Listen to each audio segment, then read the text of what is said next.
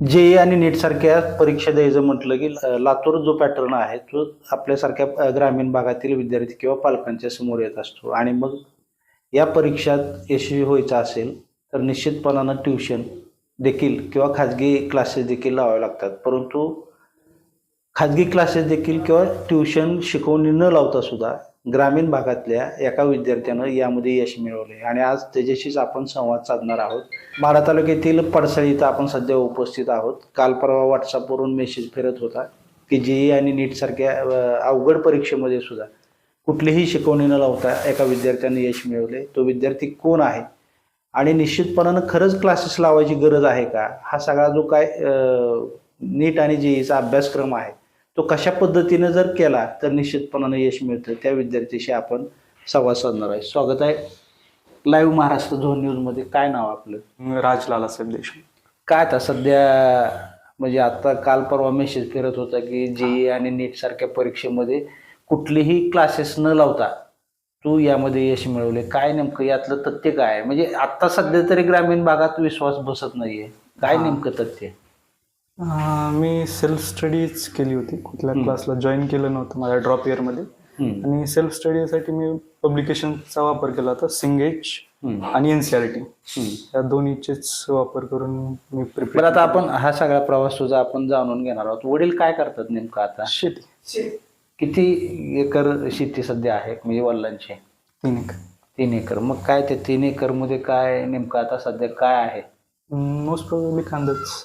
मी खरं तर पडसाळीतली एक वेगळी ओळख आहे. कांदा उत्पादनासाठी हे गाव प्रसिद्ध आहे आणि आत्ता ह्याच्यामुळं हे गाव आता प्रकाश झोतात आलंय. कारण नीट आणि जी सारख्या अवघड परीक्षा ग्रामीण भागातली मुलं क्लास न लावता करू शकतात, हे त्याचं उदाहरण आहे.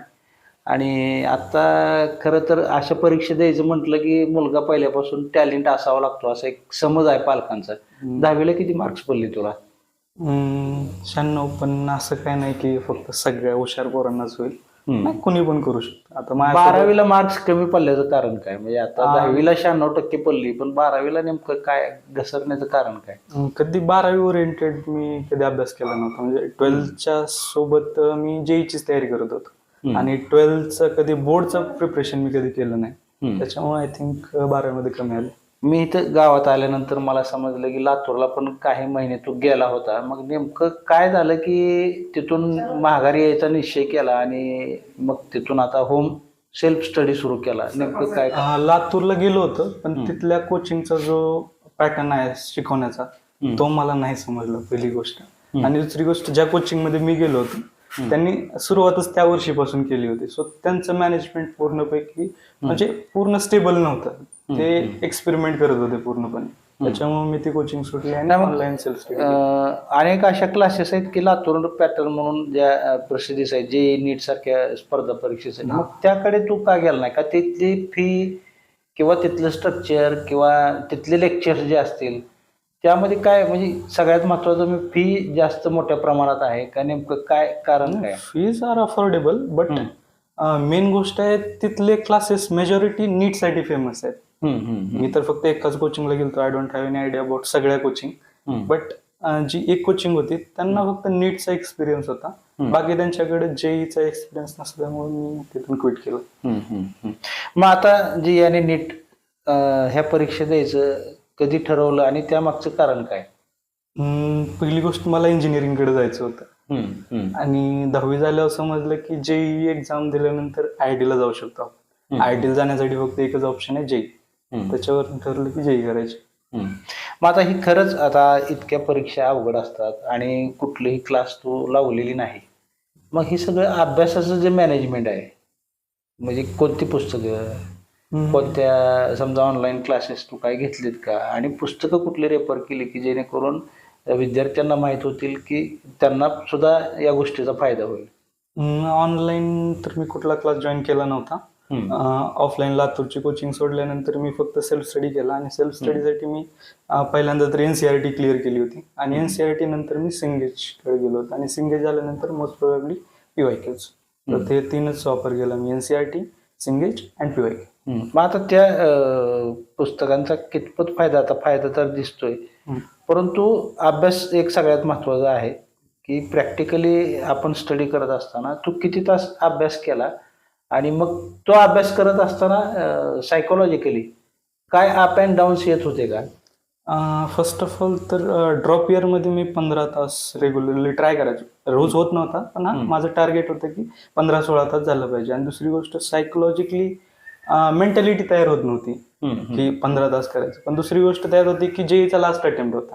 जेईला फक्त 2 अटेम्प्ट मिळतात, एक 12th सोबत आणि एक 12th नंतर एक गॅप येते. कारण त्याच्यामुळं मग माझी मेंटॅलिटी तशी तयार झाली की परत जेई द्यायला येत नाही ऍडव्हान्स. त्याच्यामुळे मग ती मेंटॅलिटी झाली तयार तेवढी ते करायचं. मी केल्याने होत आहे रे, ते आधी केलीच पाहिजे अशी. आता म्हणजे 12वीला तू अटेम्प्ट दिला होता काय? हो.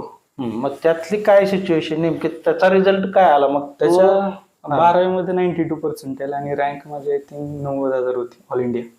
त्याच्यामुळं तिथून मला एक बेसिक आयडिया तर लागली होती जेईची की नेमकं कॉम्पिटिशन काय आणि काय करावं लागतं त्याच्यासाठी. पण रँक एवढी चांगली नव्हती की एक IIT मिळावी किंवा NIT मिळावी. त्याच्यामुळे मग मी ड्रॉप घ्यायचं ठरवलं. आणि ड्रॉप इयरमध्ये एक मेजॉरिटी सिलेबसची जेई कॉम्पिटिशनची आयडिया होतीच. फक्त ड्रॉपमध्ये पूर्णपणे नीट सिलेबस करून PYQ करायचे आणि फक्त तेवढंच केलं मी. हे सगळं कुठलाच अनुभव नाही, क्लासेस नाही, पुस्तकांची म्हणजे कुठले आवश्यक आहेत त्याची माहिती नाही, आणि त्यानंतर आता प्रवास तर करायचा आहे आणि एक आपलं वर्ष वायपट गेलं, म्हणजे थोडक्यात एक एक्झाम आपलं एक अटेम्प्ट आपला फेल गेलाय. हे सगळं मनाची गोंधळलेली स्थिती आणि एवढं सगळं सावरण्यासाठी काय नेमकं करावं असं वाटलं नेमकं? नाही, तसं सिच्युएशनच तशी होती माझ्यावरती. कारण प्रायव्हेट कॉलेजला जाऊ तर शकत नव्हतो कारण त्याची फी जास्त आहे. आणि ड्रॉपच घ्यायचं ठरवलं कारण IIT मध्ये जायचं होतं. म्हणजे आधीपासूनच ड्रीम होतं की IIT ला जायचंय. आणि त्याच्यामुळं 12वीमध्ये जेव्हा फर्स्ट अटेम्प्ट मध्ये 92 आले तेव्हा समजलं की कुठलं गव्हर्नमेंट कॉलेज तर ऍटलिस्ट मिळणारच नाही. आणि असं पण नव्हतं की भरपूर कमी मार्क होते. त्याच्यामुळे थोडंसं वाटत होतं की आणखी बेटर करू शकतो मी. मला स्वतःला वाटत होतं की माझा बेस्ट आणखी नाही मिळाला एक्झाम मध्ये, थोडंसं बेटर होईल. आणि त्याच अपेक्षेवरून मी ड्रॉप घेतला. काय स्कॉलरशिप वगैरे काय घेतलंय, कोणाचा सपोर्ट काय मिळालं का हे सगळं करत असताना? आता अद्याप तरी नाही. बरं, आता सगळ्यात महत्वाचं हे काय 2-3 ह्यांची पुस्तकं तू वापरली असतील किंवा हे पण केलं अभ्यास करत असताना, पण सगळ्यात महत्वाचा अभ्यास किती तास केला? टार्गेट 15-16 तास रेग्युलरली. मग घरचं काम वगैरे काय मम्मी पप्पा सांगत होते का? नाही, अजिबात नाही. मी पण करत नव्हतं आणि ते पण सांगत नव्हते अजिबात. बऱ्याच वेळा असं व्हायचं की मम्मी सुद्धा म्हणजे जेवायची आठवण करून देत होते, असं ऐकायला मिळालं. म्हणजे नेमकं काय आहे ह्यातलं? फोन करायचे ऍक्च्युली की जेवायला या म्हणून. पण माझं असं एक लेक्चर नुकताच खतम झालेला असायचं मॅथचा, मी जो सिंगेजवरून करत होतो, आणि त्याच्यामध्येच कॉल यायचा. त्याच्यामुळे कॉल करायला लागायचा. आणि माझा शेड्यूल कसा होता की संध्याकाळी 7 ते 10 पर्यंत मी करत होतो आणि माझं टार्गेट होतं की 10लाच उठायचं आणि नंतर जेवून झोपायचं. मग आता काल परवा गुरुपौर्णिमा झाली. गुरुविनं कोण म्हणजे दाखविनं वाट असं आपण नेहमी म्हणतो.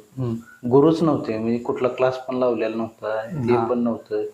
आणि आता जे आधुनिक टेक्नॉलॉजी जे आलेत गुरूंच्या, AI टेक्नॉलॉजी पण तू वापर केला असं समजलं. मग नेमकं किती तास AI टेक्नॉलॉजीचा, म्हणजे तंत्रज्ञान सुधारलेलं आहे, त्याचा फायदा करून घ्यायचा असलं तर AI टेक्नॉलॉजीच्या बाबतीत काय सांगशील, कसा फायदा झाला त्याचा? AI टेक्नॉलॉजी आय थिंक प्रत्येक डाऊटसाठी मी ChatGPTचाच वापर केला.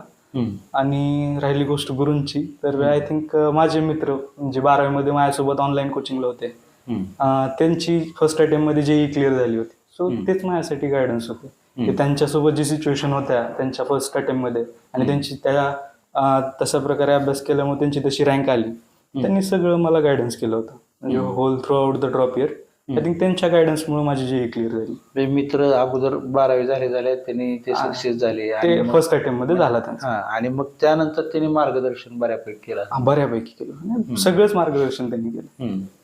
आता सध्या हे सगळं झालं, आता ह्याच्यात मध्ये आता रँक कुठल्या ह्याच्यात कितवी आली आणि पुढं काय नेमकं याबाबत काय सांगशील?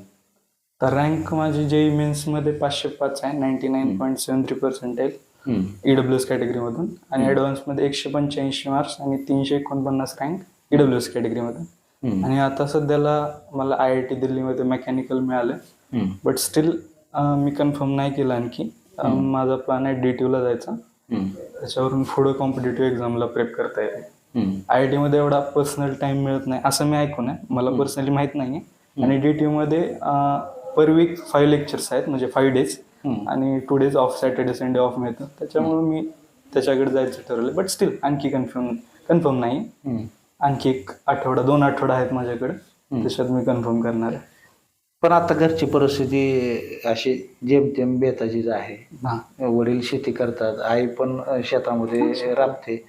मग आता पुढे कॉम्पिटेटिव्ह एक्झाम द्यायचं म्हटलं तर पुढे क्लासेस आल्याच, त्याच्या भरमसाठ फी आली.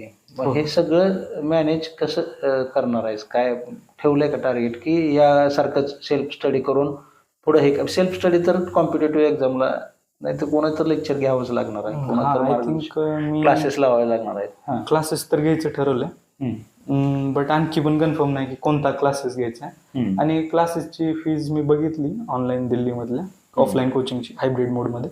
आय थिंक अफोर्डेबल आहे, कारण माझं कॉलेजची फी 0 होती, सो तेवढं मॅनेज होऊ शकतं. आता पुढं काय टार्गेट भविष्यातलं, आता काय टार्गेट नेमकं फिक्स आता आहे का कॉम्पिटेटिव्ह एक्झाम, की असं मेकॅनिकल इंजिनियर असं पुढं काय नेमकं? तेच आणखी कन्फर्म नाही केलं मी. स्टील आणखी कन्फ्युज आहे की मेकॅनिकल इंजिनिअरिंग घेऊ का CSE घेऊ, कम्प्युटर सायन्स. हे आणखी कन्फ्युजन आहे, मलाच आहे. मीच कन्फर्म नाही केलं. बट आय थिंक मला वाटतं की मी CSEच घेणार आहे. आणि CSE नंतर कॉम्पिटेटिव्ह एक्झामला 1च अटेम्प्ट देणार आहे. जर झालं तर ठीक, नाही तर मग प्रायव्हेट जॉब आहेच. आता ग्रामीण भागातल्या मुलांना काय मेसेज देशील, की लातूरला गेलं तर पण सक्सेस होते आणि घरी सेल्फ स्टडी पण, या दोन्हीपैकी काय तुला मेसेज द्यायचा झाला तर लास्ट मेसेज काय देशील? कोचिंग घेतलीच पाहिजे. विदाऊट कोचिंग रँक घेणं थोडंसं मुश्किल, थोडं नाही बिलकुल जास्तच मुश्किल आहे. कोचिंग सोबत खूप इझी होतं, बट कोचिंग घेताना एक राईट कोचिंग चूज करणं भरपूर महत्वाचं आहे. आय थिंक ती माझ्याकडून झालं नाही, मी चुकीची कोचिंग निवडली होती. फक्त तसं नाही करायचं. आधी त्या कोचिंगला एक्सपिरियन्स असावा, किंवा त्या कोचिंगची आधी इन्फॉर्मेशन करूनच मग कोचिंगला ऍडमिशन. कोचिंग करणं गरजेचं आहे, पण तो कोचिंग न लावता सक्सेस झाला, तर मग आता याबाबत कसं मेसेज द्यायचा काय? नाही, कोचिंग न लावता पण होऊ शकतं, त्याच्यात काहीच अडचण नाही, फक्त टाइम जास्त लागेल. म्हणजे टाइम सेव्ह करायचा असेल तर कोचिंग.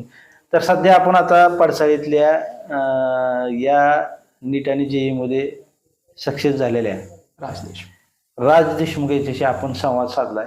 ग्रामीण भाग आहे, 3000 लोकसंख्येचं हे गाव आहे आणि अतिशय ग्रामीण भाग. आम्ही मगाशी निघालो मोरणीवरून आणि येथे वस्तीवर आलो आणि ही 10 बाय 10ची खोली बघितली. त्याची आत्ता थोडंसं रिनोव्हेशन झालेलं आहे.